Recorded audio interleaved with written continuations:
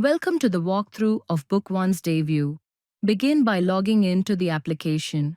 Make sure the user has access to the front office module. Next, navigate to the accommodation dashboard page. By default, this page opens in Day View.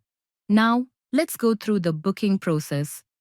On the room card, click the Book button. This will redirect you to the old booking layout.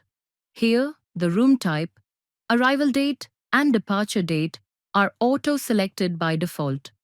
Once you select a plan, the room number field will also be auto-selected.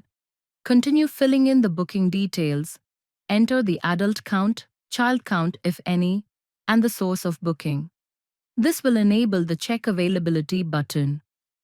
After clicking Check Availability, a pricing table will appear according to the selected plan, along with the plan service list, if added. If required, you can enter an advance amount. You may also provide the guest arrival and departure time. If not entered, the property's default time will apply. In the Assign Rooms for this booking field, the room will be selected by default. Finally, enter the guest details. Once all required details are filled, click Book. A success message will appear, confirming that the booking is complete. That's how simple it is to create a booking using BookOne's Day View.